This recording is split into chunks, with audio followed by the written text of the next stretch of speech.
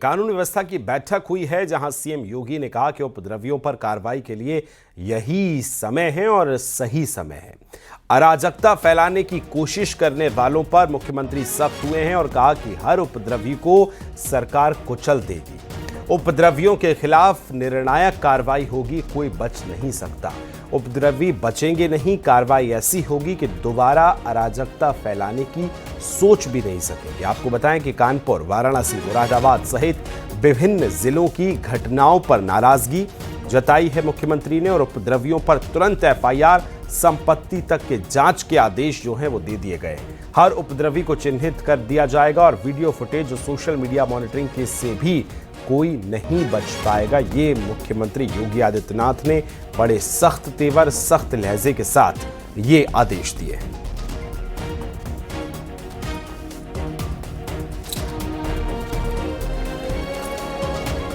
और आज सीएम योगी का बहराइच का दौरा है, जहां जंगली जीव प्रभावित क्षेत्र मझारा तौकली में वो आज पहुंचने वाले हैं। क्षेत्र का हवाई सर्वेक्षण करेंगे सीएम योगी आदित्यनाथ। वन्य जीव से प्रभावित परिवारों से भी सीएम योगी मुलाकात आज कर सकते हैं।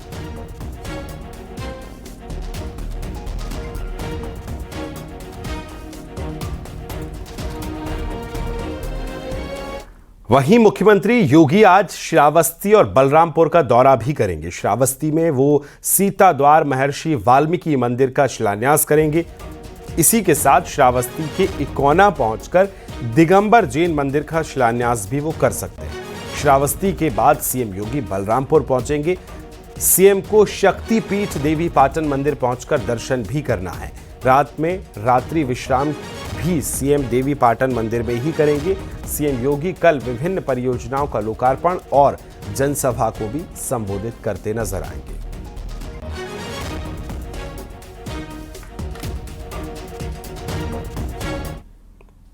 गोरखपुर में नीट छात्र दीपक गुप्ता की हत्या के मुख्य आरोपी जुबेर को पुलिस ने रामपुर से एनकाउंटर में मार गिराया है। पशु तस्कर जुबेर पर 1 लाख रुपए का इनाम था। दीपक की हत्या के बाद वो फरार चल रहा था। 16 सितंबर को गौ तस्करों का विरोध करने पर गोरखपुर में छात्र की हत्या हुई थी। जुबेर पर कुल 17 मुकदमे दर्ज थे।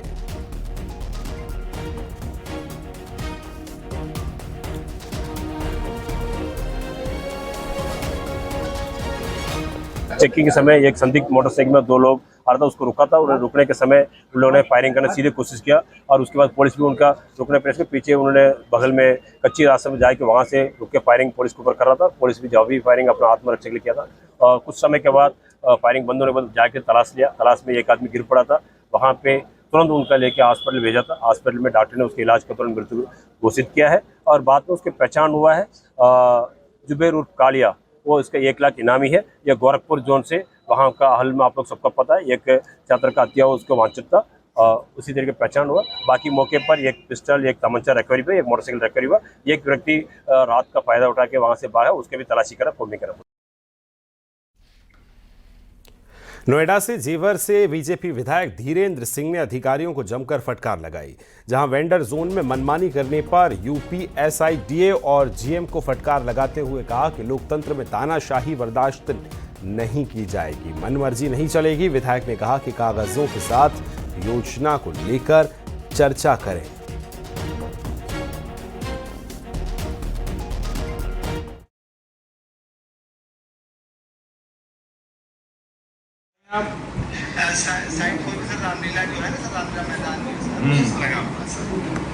खुद ही तय कर दिया आपने, पूछेंगे नहीं किसी से? नहीं सर, आप बताया। नहीं तो ये लोकतंत्र है, आप तो तानाशाही चला रहे हो। नहीं सर, ऐसा नहीं सर, ऐसा नहीं। मुझे तो ऐसा ही लग रहा है। आप सारे डॉक्यूमेंट नहीं डॉक्यूमेंट लेके आप मिलिएगा, ये तानाशाही ठीक नहीं है। बिल्कुल सर, बिल्कुल सर, बिल्कुल सर। आप सारे डॉक्यूमेंट लेके मिलिए, ऐसे आप नहीं करेंगे मना। मेरठ में लड़कियों की अश्लील वीडियो बनाने वाले 2 लोग गिरफ्तार किए गए। छात्रा की शिकायत पर पूरा मामला दर्ज किया गया था। घटना के बाद आरोपी बिहार भाग गए थे। फिरोज कासिम, 2 आरोपी गिरफ्तार किए गए। मेरठ के कुछ लोगों के नाम भी सामने आए। एसएसपी ने कहा कि माहौल खराब करने की साजिश की गई। विदेशी फंडिंग से कनेक्शन को अब खंगाला भी जा रहा है। इसमें कुछ समय पूर्व एक युवती पुलिस कार्यालय आई थी जिसका आरोप था कि उसके सार्वजनिक फोटो फोटो और वीडियो जो हैं उनको किसी ने लेकर सोशल मीडिया पर, इंस्टाग्राम पर अपलोड किए हैं। साथ में कुछ आपत्तिजनक टिप्पणी भी की है उनके चरित्र के बारे में।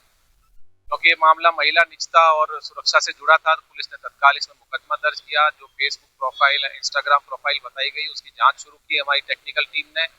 हमारी साइबर सेल टीम ने जब जांच की तो उसमें फिरोज नामक युवक का नाम सामने आया, जिसने कि वो प्रोफाइल बनाई थी। उसे पुलिस ने गिरफ्तार किया। पूछताछ में जानकारी हुई कि उनको कुछ और युवक हैं यहाँ के जो ये इस प्रकार के फोटो और वीडियो रास्ता चलते महिलाओं के खींच के भेजते थे और उनके कुछ डिटेल भी भेजते थे।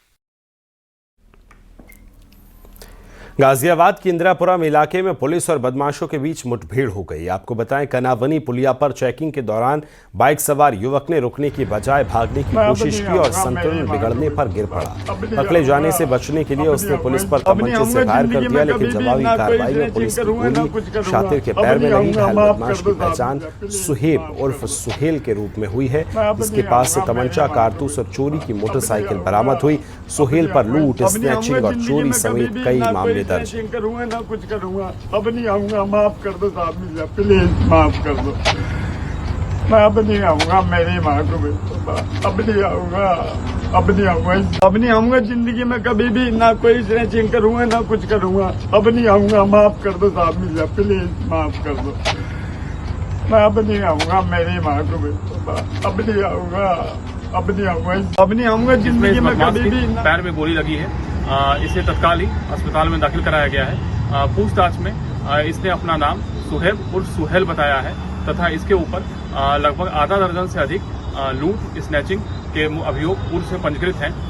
पूछताछ के क्रम में इसने ये स्वीकार किया है कि ये गाजियाबाद तथा एनसीआर क्षेत्र में लूटपाट, शाम के समय लूटपाट तथा स्नैचिंग की घटनाएं कारित किया करता है। थाना क्षेत्र इंदिरापुरम में विगत दिनों हुई एक स्नैचिंग की घटना में भी इसने अपनी संलिप्तता को स्वीकारा है। इसके कब्जे से एक चोरी की बाइक, एक अवैध तमंचा बरामद किया गया है। पूरे प्रकरण में पूछताछ और साक्ष्यों के आधार पर अग्रिम वैधानिक कार्रवाई सुनिश्चित की जा रही है। संभल में करोड़ों की धोखाधड़ी में फंसे हेयर स्टाइलिश जावेद हबीब की मुश्किलें बढ़ने वाली हैं। जावेद हबीब, उनके लड़के और एक साथी पर करोड़ों की धोखाधड़ी का आरोप लगा है। सभी आरोपियों को बुलाकर पुलिस पूछताछ करने वाली है। पूछताछ के लिए ना आने पर या फिर सहयोग ना करने पर आरोपियों के खिलाफ वारंट जारी होगा। बता दें कि इसी मामले में पीड़ितों ने एसपी से मुलाकात की थी। जावेद हबीब की कंपनी में पैसा लगाकर 10 गुना तक मुनाफे का झांसा देकर ठगी का आरोप लगा है।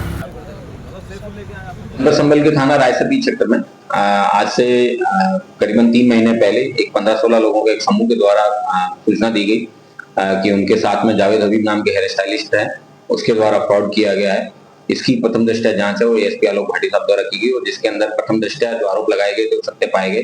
उसके आधार पर थाना रायसती पर धोखाधड़ी का अभियोग है वो पंजीकृत किया गया है। एटा में 2 अज्ञात चोरों ने देशी शराब के ठेके पर चोरी की घटना को अंजाम दिया है। दोनों शातिर सीसीटीवी कैमरे में कैद हो गए। अज्ञात चोरों ने गुल्लक से हजारों की नकदी और शराब की पेटियां समेत इन्वर्टर बैटरी पर हाथ साफ किया था। थाना अलीगंज क्षेत्र के हदसारी गांव की ये पूरी घटना है। पुलिस अब पूरे मामले की जांच कर रही है।